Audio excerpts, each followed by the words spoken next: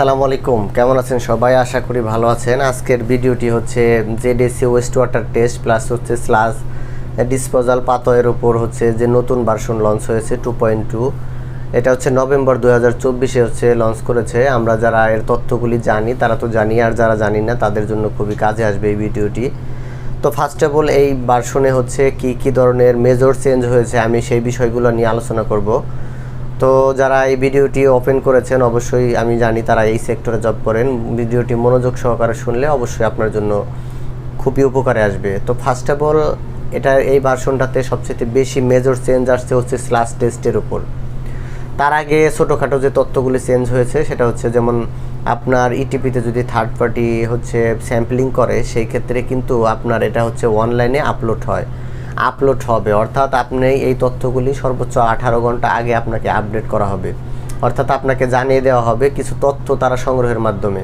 কিন্তু আপনাকে বুঝে নিতে হবে আপনার ইটিপির কিন্তু স্যাম্পলিং হতে যাচ্ছে। আর এই ইটিপি স্যাম্পলিং করার সময় খুবই কেয়ারফুল হতে হবে। কারণ কি হচ্ছে, এখানে যে সার্ভারটা ওপেন করা হয় সেই সার্ভারটা হচ্ছে 1 থেকে 1.5 ঘন্টা ওপেন থাকে, তারপর এটা ক্লোজ হয়।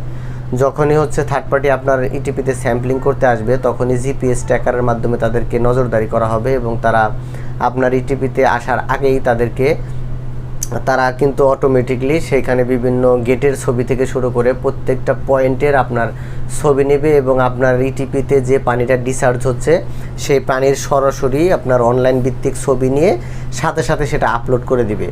তো সেই ক্ষেত্রে আপনি যখন জানতে পারবেন আপনার ইটিপিতে স্যাম্পলিং হতে যাচ্ছে পরবর্তী 18 ঘন্টার মধ্যে, তাহলে আপনাকে অবশ্যই বিষয়টা খুবই সিনসিয়ারলি নিতে হবে, সতর্কতার সহিত নিতে হবে।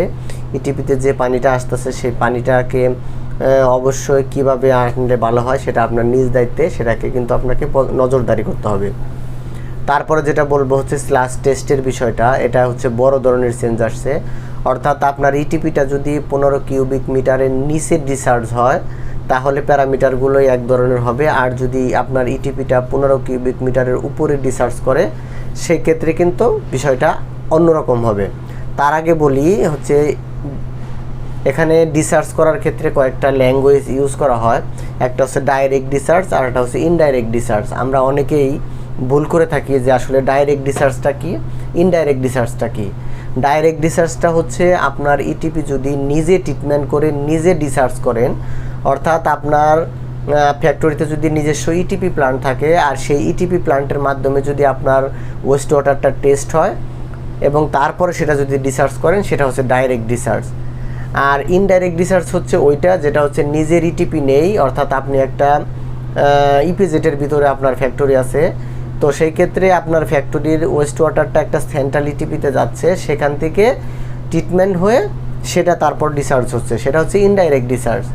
তো এখানে কয়েকটা ক্যাটাগরি করা হয়েছে, যেমন আমি একটু শিট দেখে আপনাদেরকে একটু কনফার্ম করে দিই।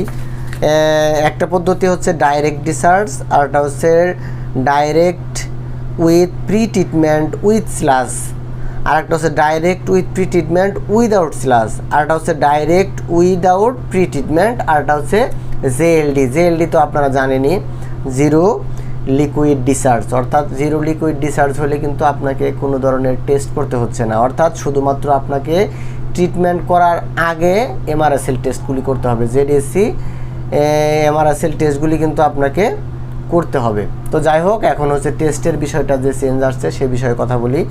অর্থাৎ প্রথমে কথা বলবো, আপনার ইটিপি যদি 15 কিউবিক মিটারের নিচে ডিসচার্জ করে সেক্ষেত্রে আপনাকে যদি ডাইরেক্ট ডিসচার্জ করে থাকেন আপনি, তাহলে কিন্তু আপনার ইটিপিতে কোনো ধরনের জেডিএসসি এমআরএসএল টেস্ট করতে হবে না। আপনাকে কিছু হেভি মেটাল টেস্ট করতে হবে আর কিছু কনভেনশনাল প্যারামিটার টেস্ট করতে হবে, আর কোনো টেস্ট করতে হবে না।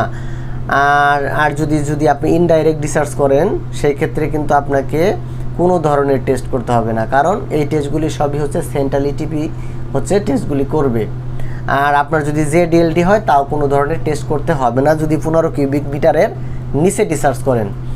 আর যদি 15 কিউবিক মিটারের উপরে ডিসচার্জ করেন সেই ক্ষেত্রে আপনাকে এমআরএসএল প্যারামিটার যেগুলি আছে সেগুলি অবশ্যই টেস্ট করতে হবে।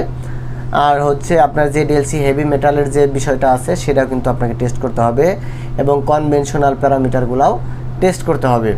আর যদি ইনডাইরেক্ট ডিসচার্জ হয় 15 কিউবিক মিটারের উপরে সেই ক্ষেত্রে কিন্তু আপনাকে জেডিএসসি এমআরএসএল টেস্ট অবশ্যই করতে হবে। আর হেভি মেটালের ক্ষেত্রে আপনাকে কিন্তু আর্সেনিক, ক্যাডমিয়াম, ক্রোমিয়াম আর লেড এবং মার্কারিটা টেস্ট করাইতে হবে।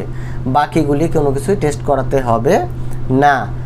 ইনডাইরেক্ট ডিসচার্জের উইদাউট স্লাস অর্থাৎ প্রি ট্রিটমেন্ট এবং উইদাউট স্লাজের ক্ষেত্রে শুধুমাত্র এমআরএসএল টেস্টটা করতে হবে।